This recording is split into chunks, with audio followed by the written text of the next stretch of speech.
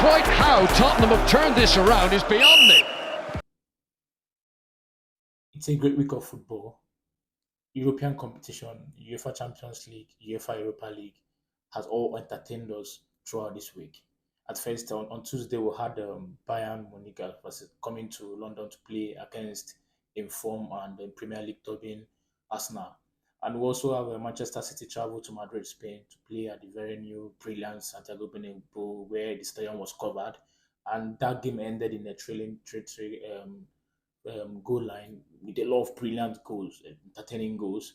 Whereas now also draw 2-2 to Bayern Munich, where a lot of nerves and where a couple of inexperience and all of that showed and featured in the game. After that, on Wednesday, we had PSG versus PSG hosted by Barcelona in Paris, and Barcelona came out victorious 3-2.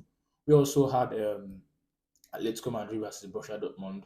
Atletico Madrid overcame the 1-2-1, and all of this as the set up for a great thrilling second leg return that will be going on next week. So whereby the return fixtures, Arsenal will be going to Munich, and Real Madrid will be coming to Manchester. Same way for PSG coming to Barcelona, and all of the same thing for Atletico Madrid and Borussia Dortmund. And after that, on Thursday, a lot of football competition. Again, Bayer Leverkusen has once again won 2-0 against West Ham, and they've continued their brilliant form this season. They've stayed unbeaten for about after 42 games or thereabouts. And it's look all shaping up for them. And come what may this weekend, if they could be able to win their fixture this weekend, they'll be crowned the champions for the Bundesliga. So it's all shaping up to be a great and thrilling weekend for us. And we also had a very surprise scoreline of fixture. What happened in Liverpool in Anfield?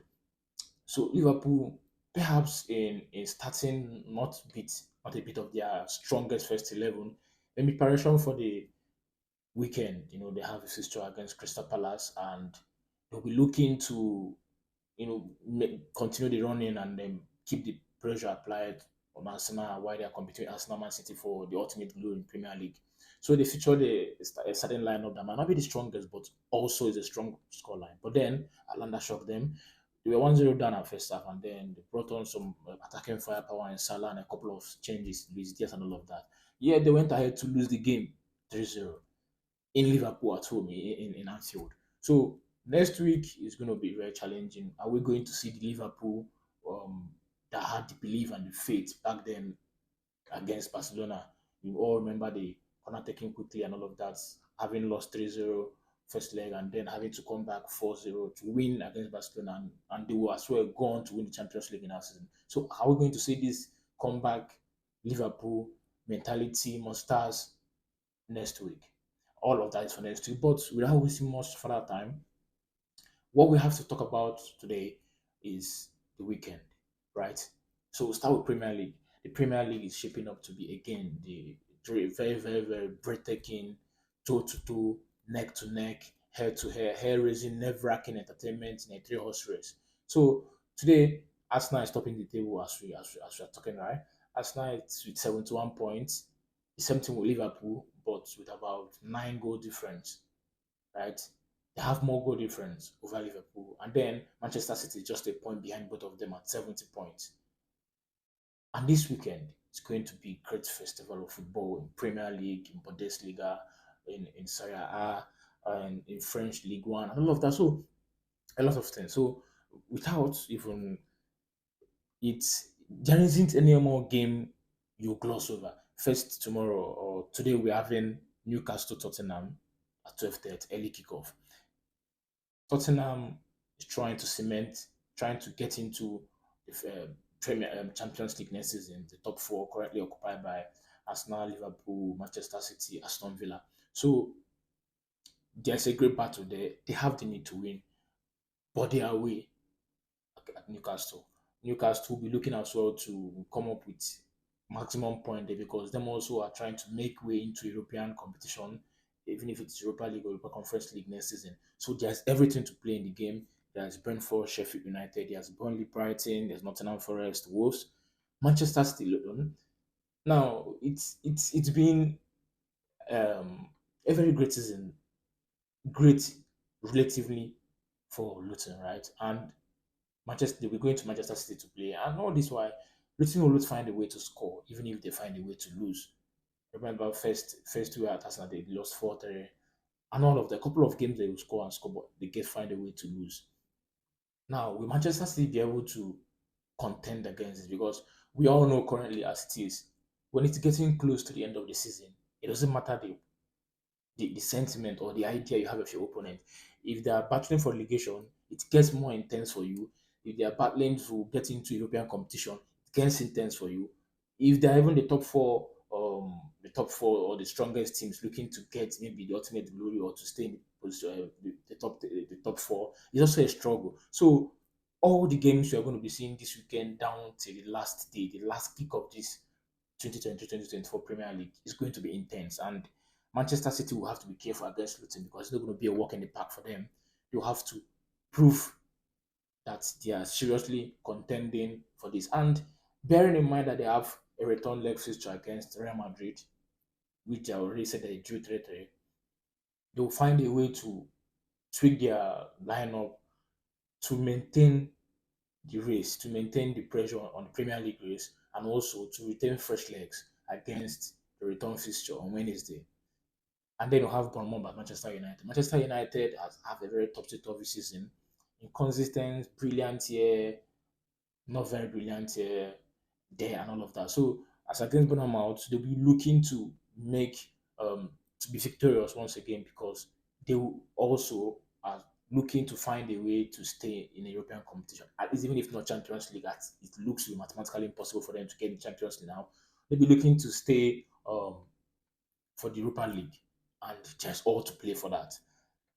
Down you go, you find back to Italia Serie A, Leeds, Empoli, Juventus, Torino, Borgano, Monza, and all of that. Then down to Spanish La Liga, you have Atletico Madrid, Girona, Rayo Vallecano, Getafe, Mallorca, Real Madrid, Cadiz, and Barcelona. Down then you get to German Bundesliga, Bayern Munich, who is trailing about at least by 14 points or thereabouts to Bayern Leverkusen. Play FC Con and all of that. But the big news in Bayern Munich is that we are going to have in Bundesliga, we are going to have the Leicester of German Bundesliga, even if not Leicester and Bundesliga and Bayern Leverkusen are not like in the same category when it comes to club clout and history. But again, it's a surprise champion. And in their 120 years history thereabouts, they have only won about 3 titles. And this season, they are maintaining, but they're maintaining the pursuing all banners. They're maintaining relevance in all competitions they are in. And it's possible that they can do a double or who knows a treble. But in all of that, we'll move ahead to next to Sunday, where again the table topping Arsenal will be at home hosting Aston Villa. Now this is going to be a crack off a game. It's kicked off by 4:30, and then at 2 o'clock we also have Liverpool versus Crystal Palace. Crystal Palace has been a very it's more so that it's in Anfield, right? It's Liverpool home, but this time of the season, home and away doesn't guarantee anything because as we've established already, it's going to be training game because a couple of teams have a lot of things to play to remain either to remain in the Premier League or to stay in the safety zone or to get into European competition or to get themselves to the ultimate glory. A lot of things are there to play. So you'd be mistaken to assume that it's going to be a walk in the park for you. And Crystal Palace historically always know how to throw a spanner in the work, always know how to spoil the party for someone who is thinking that they're getting away with it. And Liverpool have to be careful there with the disappointments, with the results during the week.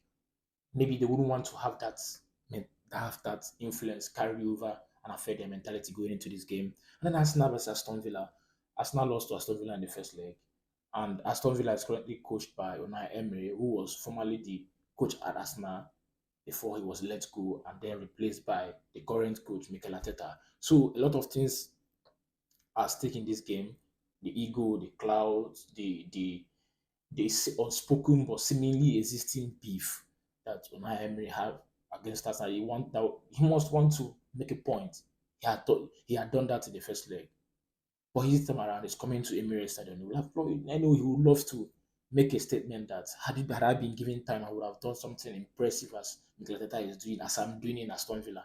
And Arsenal has to be very careful there because they are going away to to Munich as against Bayern Munich on Wednesday, and they'll fight like I said against with Man City. They'll find a way to tinker with their lineup so that they will maintain freshness, sharpness, and all of that. So they wouldn't have a situation where you overwhelm your key players as against the Champions League fixtures. And this is where you find a way to diversify your resources, diversify your talents, find a way to bring in people who previously are on the fringes to make impact so you can keep yourself competing on all fronts. So Arsenal Aston Villa is going to be a very important thing. Not forgetting the aspect that Aston Villa is looking and working hard to remain in the top four so that they can secure Champions League football next season. So there is a lot to play here. Arsenal knows what is at stake. Arsenal need to win the game by all means to stay top.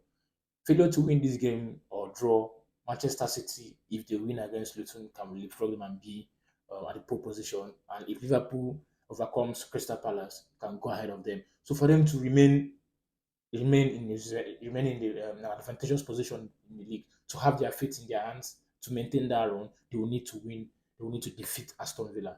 They will need to make sure that Aston Villa leaves Emirates Stadium with nothing, not even a point. And that is it for Premier League. We go down, you find Napoli versus Frosinone, you find Sassuolo versus AC Milan, this Roma, Inter will be looking to maintain their run in Italia Serie A, and then Spanish La Liga. But away from all of these fixtures, the good thing is that football this time around is becoming hot as it should, as it normally is within this period of time. And we are all for it. We're all for the entertainment, we're all for the stuff. So let us get a conversation going about our favorite teams, our clubs, and all of that.